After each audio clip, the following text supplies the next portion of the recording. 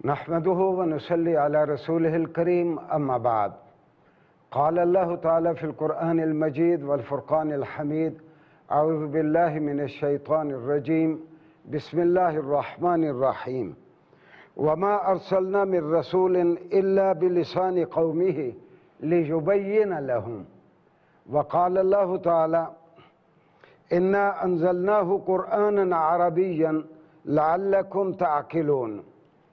नाज़रीन गिरामी, दिन टेलीविज़न के प्रोग्राम कुरान करीम एक मुसलसल मौजज़ा का आज 10वां हिस्सा पेश है और आज हमारा बहुत ही अहम मौजू है। आज हमारा मौजू है हुरूफ़ मुक़त्तआत। ये हुरूफ़ मुक़त्तआत क्या हैं? कुरान के दुश्मनों ने भी इसको बहुत मौजू बनाया और हमारे बच्चे भी हमसे पूछते हैं ये हुरूफ़ मुक़त्तआत क्या होते हैं। नाज़रीन गिरामी, आप सबको मालूम है कि कुरान अरबी ज़ुबान में उतरा। अगर कोई अरबी डिक्शन को और अरबी ज़ुबान के असालीब और अरबी अदबियत को समझता है तो उसको मालूम है कि मुक़त्ता का क्या माना है। लफ्ज़ी माना तो मुक़त्ता का है काटा हुआ, अलग किया हुआ। अंग्रेज़ी में मैं इसका बेहतरीन तर्जुमा कह सकता हूँ द ब्रोकन वर्ड्स। और कुरान करीम की 29 सूरतें हैं जो इन ब्रोकन वर्ड से या हुरूफ़ मुक़त्तआत से शुरू होती हैं। मिसाल के तौर पर और ये हैं तादाद में 14-15, लेकिन 29 सूरतें इन हुरूफ़ मुक़त्तआत से ब्रोकन वर्ड से शुरू होती हैं। बुनियादी तौर पर ये अल्फ़ाबेट्स हैं अरबी ज़ुबान के। अलिफ लाम मीम, हा मीम आइन स्वाद, अलिफ लाम रा, ता सीन, ता सीन मीम, इस तरह के जितने भी हुरूफ हैं ये हुरूफ़ मुक़त्तआत कहलाते हैं। हमारी कुरान करीम की 114 सूरतों में 29 सूरतें इन लफ्ज़ों से शुरू होती हैं।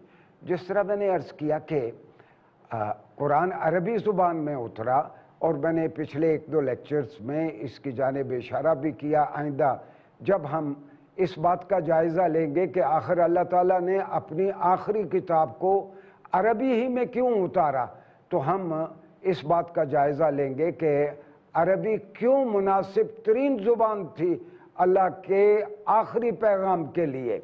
हाँ, जो 2 आयत या उनके टुकड़े मैंने आपकी खिदमत में पेश किए, उनमें पहली आयत तो सूरह निसा से है जिसमें अल्लाह ने कहा वमा अरसलना मिर रसूलिन इल्ला बिलिसानि कौमिही। हम लोगों की हिदायत के लिए जितने भी रसूल भेजते रहे, अल्लाह ने फरमाया वो जिस कौम की जानिब कोई रसूल भेजा जाता था उसी की ज़ुबान में हम उस पर वही उतारते थे, सहीफ़ा या उसको किताब देते थे। लियुबय्यिन लहुम, ताकि वो खोल के उस आने वाली वही के मतालिब लोगों को बयान कर सके। जाहिर है दुनिया में इस वक्त मिसाल के तौर पर 6.5 अरब से ज़्यादा लोग हैं। आखिरी पैगाम भी अंजाम कार किसी ज़ुबान में उतरना था, तो आखिरी पैगाम के लिए जिस तरह अल्लाह ने कहा कि ये दीन इस्लाम काफ़तन लिन्नास, दुनिया के सारे लोगों के लिए भेजा गया है, तो सारे लोगों के लिए, पूरी नौ इंसानी के लिए जो दीन आना था ला महला उसने भी किसी ज़ुबान में आना था और उसके लिए जो वही उतारी गई उसके लिए अरबी ज़ुबान का इंतखाब किया गया। और कुरान ने कहा कि इन्ना अंज़लनाहु कुरआनन अरबिय्यन लअल्लकुम तअक़िलून। हमने कुरान करीम को अरबी ज़ुबान में उतारा ताकि तुम उसे समझ सको, ताकि तुम उसे पढ़ के उसके मतालिब ठीक तौर पर जान सको। हम इंशाअल्लाह जिस तरह मैंने कहा आइंदा किसी लेक्चर में जायज़ा लेंगे कि कुरान करीम को अरबी में क्यों उतारा गया। यहाँ यह बताना मकसूद है कि अलिफ लाम मीम, अलिफ लाम रा, हा मीम आइन स्वाद, ता सीन मीम, इस तरह के जो 14 या 15 अल्फाज हुरूफ़ मुक़त्तआत कहलाते हैं, ये कुरान में मुस्तशरिकीन की तो अपनी राय है। मुस्तशरिकीन का मिसाल के तौर पर हर्शफील्ड है, जर्मनी का मुस्तशरिक है, और इसी तरह नोल्ड के है, ایک بہت بڑا فرانسیسی مستشرق ہے، ان کا اپنے طور پر قرآن پہ اعتراض یہ ہے کہ آپ صلی اللہ علیہ وآلہ وسلم کے کچھ اتالیق تھے جن سے آپ سیکھا کرتے تھے، جب آپ ان سے کچھ معلومات اکٹھی کرتے تو اس کو عربی ڈکشن میں مقامی کلچر کی ریکوائرمنٹس کو مد نظر رکھتے ہوئے آپ اس کی عبارتیں بنا دیتے، لیکن اپنی سہولت کے لیے کوڈ کے طور پر ان کا نام یا نام کا ایک حصہ رکھ لیتے تھے سامنے۔ یہ ایک ایسے ہی خیال ہے جس کے حق میں کوئی مستشرق، کوئی قرآن کا دشمن کوئی رائے نہیں دے سکا، کوئی ثبوت نہیں لا سکا۔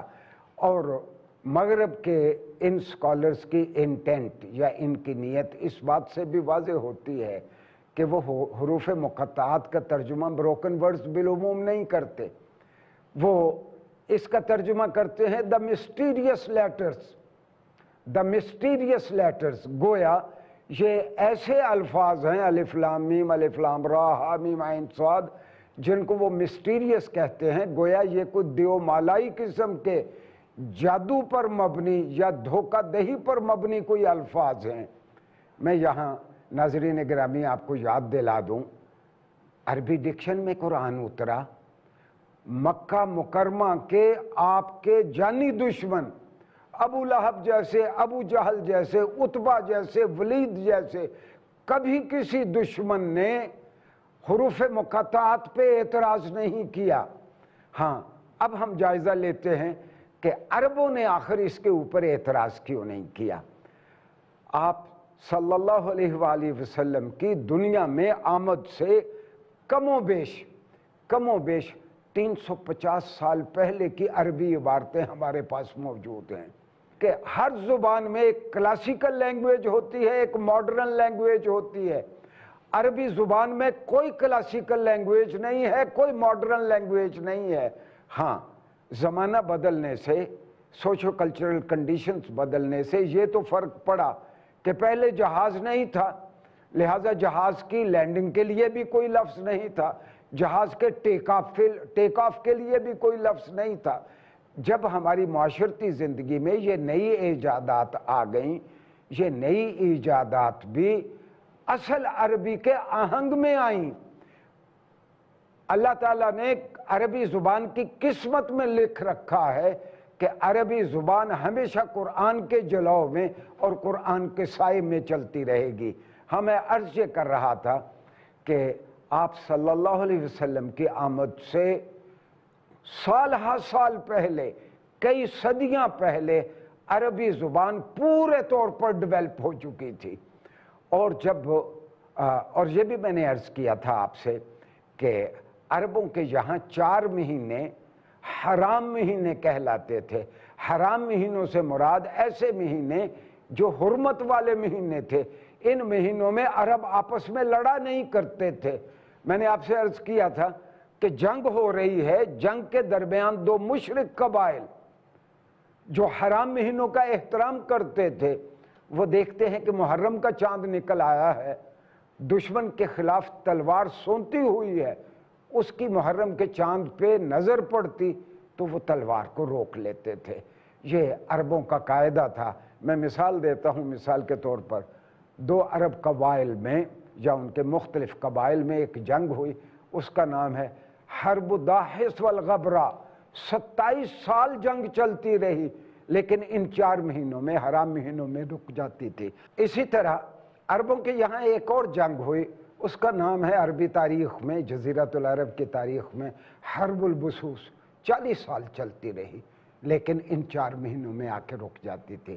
ہاں، پچھلے 1-2 لیکچرز میں میں نے یہ بھی عرض کیا تھا کہ یہ جو امن کے 4 مہینے ہوتے، یہ مکہ تو ایک کاسموپولیٹن سٹی تھا، بین الاقوامی شہر تھا، جس میں فار ایسٹ سے، چین سے، موجودہ جاپان سے، یونان سے، یورپی علاقوں سے، فلسطین کی جانب سے، جنوب یعنی یمن کی جانب سے سارے قبائل آتے، باہر کے لوگ آتے، وہاں لوگوں کے فیسٹیول لگتے۔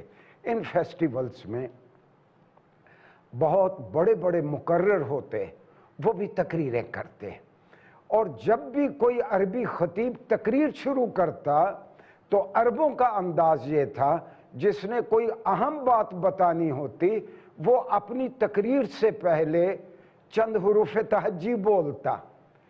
چند حروف تہجی بولنے کا مطلب یہ ہے کہ وہ گویا ایک طرح کا اعلان کر رہا ہے کہ لوگوں، میں کوئی تقریر کرنا چاہتا ہوں، میں ضروری بات کرنا چاہتا ہوں، آپ میری جانب متوجہ ہوں۔ بالکل اسی طرح جس طرح ہم ڈائس پہ کھڑے ہو کے انگریزی میں تقریر کرتے ہیں تو کہتے ہیں Can I have your attention please؟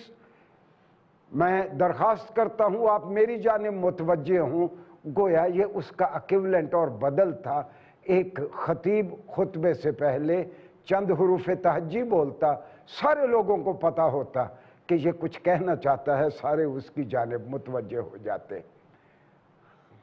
آپ صلی اللہ علیہ وسلم پہ جو وحی اتاری گئی، چونکہ آپ نے بہت اہم باتیں عربوں سے کرنی تھی اور عربی کلچر میں کرنی تھی، تو عربوں کے زمانہ جاہلیت کے اس انداز کو قرآن نے بھی باقی رکھا۔ صرف یہی نہیں، زمانہ جاہلیت کے اور بہت سارے انداز بھی جن سے شرک کی بو نہیں آتی تھی، جن سے اباہیت یا ننگے پن کی بو نہیں آتی تھی، آپ صلی اللہ علیہ وسلم نے ان زندگی کے انداز آئے اور ان طریقوں کو بھی آپ نے باقی رکھا۔ مثال کے طور پر میں اس کی ایک مثال دیتا ہوں۔ آپ صلی اللہ علیہ وسلم ایک جلیل القدر صحابی کے گھر گئے، وہاں ایک چھوٹی سی گڑیا پھدکتی پھرتی ہے، چھوٹی سی بچی۔ آپ نے پیار سے اس بچی کو پوچھا کہ بیٹے کیا نام ہے تیرا؟ اس نے کہا میرا نام ہے عاصیہ، عین الف صاد یہ ہے عاصیہ۔ اچھا، اس کا معنی ہے گناہ کرنے والی۔ آپ نے صحابی رضی اللہ عنہ کو بلایا، بھئی یہ کیا نام ہے؟ گناہ کرنے والی۔ آپ صلی اللہ علیہ وسلم نے اس بچی کا نام بدل کے جمیلہ رکھ دیا کہ اس گڑیا کا نام جمیلہ ہوگا، اور آئندہ اس کا نام جمیلہ رہا۔ اسی طرح دنوں کے جتنے نام تھے، یعنی جس طرح سوموار منگل بدھ ہے، اسی طرح عربی میں یوم الاحد، اثنین، ثلاثاء، اربعاء، خمیس، جمعہ، سبت، جو عربی میں یہ ساتوں نام ہیں، ان میں بہت سارے نام بتوں کے ناموں پہ تھے۔ جہاں جہاں سے بھی شرک کی بو آتی، آپ صلی اللہ علیہ وسلم اس کے استعمال کو روک دیتے۔ یہ دنوں کے نام آپ صلی اللہ علیہ وسلم کے دیے ہوئے ہیں عربی کلچر کو۔ اسی طرح مہینوں کے نام، وہ بھی کئی مہینوں کے نام ایسے تھے جو بتوں کے ناموں پہ تھے۔ یہ لات کا مہینہ ہے، یا عزات کا مہینہ ہے، یا فہوبل کا مہینہ ہے۔ آپ نے ان مہینوں کے نام بھی آپ نے بدل دیے۔ اس اسلامی کلچر میں جہاں جہاں سے بھی گمراہی در آ سکتی تھی، آپ نے اس کو روک دیا۔ لیکن جن چیزوں سے شرک کا کوئی خطرہ نہیں تھا، انسانی اخلاق کو کوئی خطرہ نہیں تھا، آپ نے ان کو باقی رکھا۔ میں اس کو ایک بہت واضح مثال سے، آپ صلی اللہ علیہ وآلہ وسلم کی آمد سے کم و بیش 125-150 سال پہلے ایک بہت بڑا ادیب تھا عالم عرب میں، اور وہ عکاظ کے میلوں میں ان سارے فیسٹیولز میں آ کے وہ خطابت کے جوہر دکھایا کرتا۔ اس کا نام تھا قس بن سعیدہ الایادی۔ قس بن سعیدہ الایادی۔ وہ جب بھی تقریر شروع کرتا، شروع میں کچھ حروف مقطعات بولتا، لوگ اس کی جانب مائل ہو جاتے۔ جب وہ تمہیدی جملے کہہ چکتا لوگوں سے خطاب کرتے ہوئے کہ پیارے بھائیو میں آپ سے کوئی بات کرنا چاہتا ہوں، اور اس کو ادب میں اس کو گریز کہتے ہیں، اصل موضوع کی طرف آتا تو وہ ایک فریز استعمال کرتا، اما بعد۔ اب آپ کو معلوم ہے آپ صلی اللہ علیہ وآلہ وسلم نے حمد و ثنا کے بعد جب اصل موضوع کی طرف آپ آتے، آپ اپنے خطبوں میں اما بعد کہتے۔ بعد میں خلفائے راشدین اور آج تک ہمارے ائمہ کرام، جمعہ پڑھانے والے، خطبہ دینے والے، جب بھی وہ گفتگو کرتے ہیں اصل موضوع کی طرف آتے ہیں تو وہ اما بعد کہتے ہیں۔ یعنی گویا زمانہ جاہلیت کا ایک طریقہ آپ صلی اللہ علیہ وآلہ وسلم نے اپنے زمانے میں بھی جاری رکھا، بعد میں بھی جاری رہا۔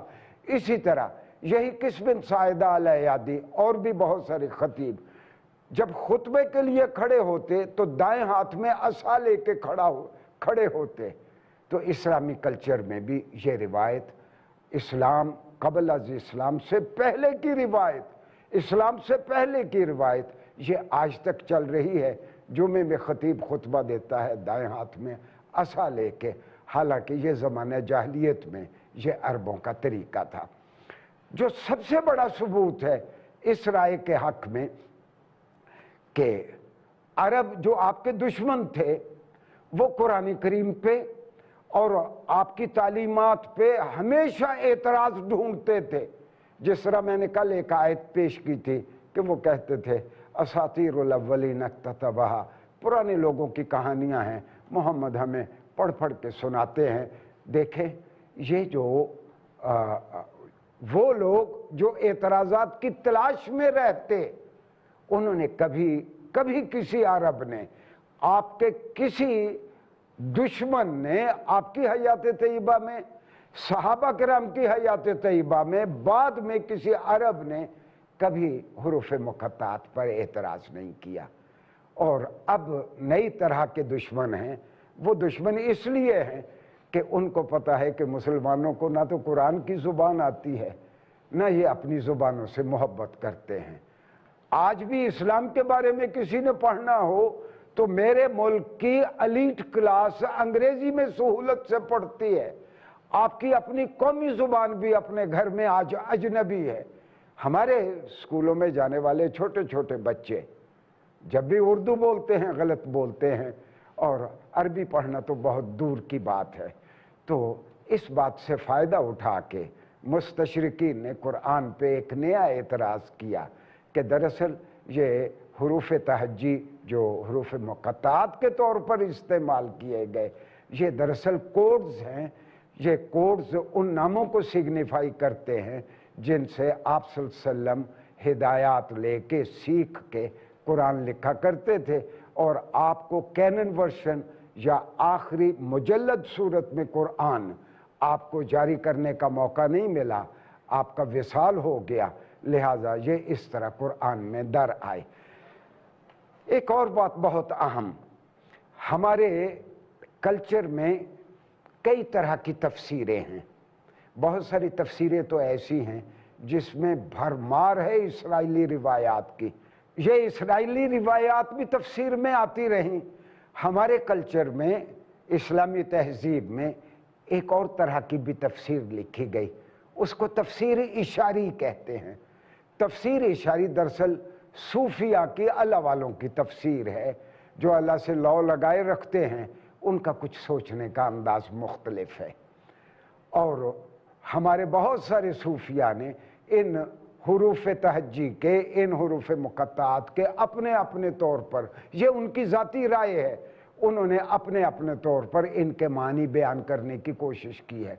मसलन बहुत बड़े अल्लामा है अल्लामा फ़राही, एक सूरत नून से शुरू होती है, तो वो उन्होंने अपने तौर पर नून का एक माना मुतय्यन किया है। बहुत सारे तफसीर इशारी के लोगों ने कहा कि ये जितने हुरूफ मुक़त्ताअत हैं अल्लाह के नाम हैं, इनमें सिर्फ दो नाम ऐसे हैं जो उनके बकौल सैयदना मुहम्मद सल्लल्लाहु अलैहि वसल्लम के नाम हैं, ताहा और यासीन, ये आप सल्लल्लाहु अलैहि वसल्लम के नाम हैं। अच्छा, कईयों ने कहा ये सारे मोहम्मद सल्लल्लाहु अलैहि वसल्लम के नाम हैं। यहाँ एक बात मैं बहुत ज़ोर दे के बहुत वाज़ेह अंदाज में बताना चाहता हूँ कि हदीस के पूरे वर्षे में एक हदीस भी ऐसी नहीं है कि जिसमें आप सल्लल्लाहु अलैहि वसल्लम ने खुद किसी हुरूफ मुक़त्ताअत में से किसी का माना बयान किया हो। एक भी हदीस हमारे वर्षे में नहीं है। ये मैं ये भी वाज़ेह कर दूं कि कुरान की सबसे पहली तफसीर खुद आप सल्लल्लाहु अलैहि वसल्लम थे। आप चलता फिरता कुरान थे और कुरान को समझा नहीं जा सकता बगैर हदीस के। तो आप सल्लल्लाहु अलैहि वसल्लम से एक बयान भी मंसूब नहीं है कि जिसके बारे में कहा जाए आप सल्लल्लाहु अलैहि वसल्लम ने इस हुरूफ मुक़त्ताअत में से अलिफ लाम मीम का ये माना बयान किया। हाँ, एक दो तीन सहाबा किराम ने अपने तौर पर, ये उनकी ज़ाती राय थी, مثلا حضرت عبداللہ ابن عباس کے بارے میں کہتے ہیں، انہوں نے کہا کہ شاید الف لام میم کا یہ معنی نہ ہو کہ الف سے مراد اللہ، لام سے مراد جبرائیل، میم سے مراد محمد۔ یہ ان کی ذاتی رائے ہے، یا ایک بیان منسوب کیا جاتا ہے حضرت ابو موسیٰ اشعری رضی اللہ عنہ کی جانب، لیکن یہ ان کی ذاتی رائے ہے۔ صحابہ کو اگر کوئی چیز سمجھ نہیں آتی تھی وہ براہ راست آقا صلی اللہ علیہ وسلم سے پوچھ لیتے تھے، وہ براہ راست محمد صلی اللہ علیہ وآلہ وسلم سے پوچھ لیتے تھے۔ تو پورے حدیث کے ورثے میں ایک لفظ بھی ایسا نہیں ہے جو محمد علیہ السلام فداہ امی و ابی انہوں نے خود سے فرمایا ہو کہ حروف مقطعات میں سے ان حروف مقطعات کے یہ معنی ہیں۔ دور حاضر میں ایک بہت بڑے اسکالر آئے، انہوں نے بھی ایک تعبیر کی۔ انہوں نے کہا کہ دراصل یہ جو 29 صورتیں ہیں، جب بھی حروف مقطعات استعمال ہوئے ہیں اس کے بعد فوراً قرآن کا تذکرہ آیا ہے۔ مثال کے طور پر سورہ بقرہ میں الف لام میم ذالک الکتاب لا ریب فیہ، یہ وہ کتاب ہے جس میں کوئی شک نہیں۔ سورہ یونس الف لام را تلک آیات الکتاب الحکیم، یا سورہ ابراہیم الف لام را کتاب انزلناہ الیک لتخرج الناس من الظلمات الی النور، یہ وہ کتاب ہے جو ہم نے تیری جانب اتاری ہے تاکہ اے محمد صلی اللہ علیہ وسلم آپ لوگوں کو اندھیروں سے نکال کر روشنیوں کی جانب لائیں۔ یہ بالعموم ما سوائے دو ایک صورتوں کے جہاں حروف مقطعات استعمال ہوئے ہیں، مجھے یاد ہے کہ ایک صورت تو ان میں سے سورہ روم ہے کہ حروف مقطعات کے بعد ایسا بیان نہیں ہے، کوئی اور اہم چیز کا تذکرہ ہو گیا۔ بالعموم جہاں بھی حروف مقطعات استعمال ہوئے ہیں اس کے بعد آیات قرآنی کی جانب اشارہ ہے، تنزیل الرحمن کی جانب اشارہ ہے۔ اس سے دور حاضر کے ایک بہت بڑے مفسر سید قطب شہید، آج سے کوئی 20-25-30 سال پہلے وہ شہید ہو گئے مصر میں، اور ان کی بہت اہم تفسیر ہے فی ظلال القرآن، پاکستان میں ملتی ہے، عربی میں ہے 8 جلدوں میں۔ انہوں نے کہا کہ دراصل یہ حروف مقطعات جو استعمال کیے گئے ہیں یہ اسی چیلنج کو دہرایا گیا ہے عربوں کے سامنے کہ اگر تم انہی حروف تہجی کو استعمال کر کے ہم نے قرآن کی آیات بنائی ہیں، اگر تم اس کو منزل من اللہ نہیں مانتے، اللہ کی جانب سے اتاری ہوئی کتاب نہیں مانتے، تو یہ حروف تہجی تو تمہارے پاس بھی ہیں، تم انہی حروف تہجی کو استعمال کر کے قرآن کریم نے تو کتنا کھلا چیلنج دیا کہ کوئی 3 آیات کوئی چھوٹی سی صورت بنا کے دکھا دو، اور دنیا اس سے عاجز رہی۔ ناظرین، صرف یہ کہ وہ ان حروف تہجی سے کوئی قرآن جیسی آیت نہیں بنا سکے، صرف یہ نہیں ہوا بلکہ یہ بھی ہوا کہ بہت سارے ہمارے مسیحی دوستوں نے مصر میں تقریباً 8-10% عرب جو ہیں وہ عیسائی ہیں، وہ مسیحی ہیں، اسی طرح لبنان میں 40-50%، اسی طرح عراق میں بھی بہت بڑی تعداد ہے عیسائیوں کی۔ یہ زور بازو سے ایمان نہیں ملتا، یہ اس کی توفیق سے ایمان ملتا ہے۔ ان میں ایک شخص ہے ابراہیم یازجی۔ ابراہیم یازجی نے بائبل مقدس بائبل کا عربی میں ترجمہ کیا۔ عربی میں ترجمہ کرتے ہوئے اس نے بالکل قرآنی آہنگ کو اختیار کیا۔ لوگوں نے کہا آپ نے تو قرآن کے انداز میں ترجمہ کرنے کی کوشش کی۔ اس نے کہا کہ اگر میں وہ انداز اختیار نہیں کروں گا تو پھر یہ عربی نہیں رہے گی۔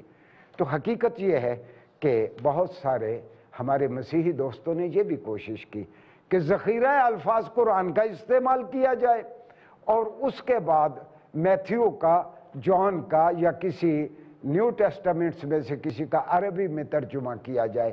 قرآنی الفاظ استعمال کرتے ہوئے وہ قرآن جیسی تحریر پیدا نہیں کر سکے۔ یہ ایک زندہ معجزہ ہے، اور جب تک قیامت نہیں آ جاتی یہ ایک معجزہ ہی رہے گا۔ اور ناظرین گرامی، آئندہ ہم کسی لیکچر میں جائزہ لیں گے کہ اللہ تعالیٰ نے اس مقدس زبان میں عربی میں قرآن کریم کو کیوں اتارا۔ والسلام علیکم ورحمۃ اللہ وبرکاتہ۔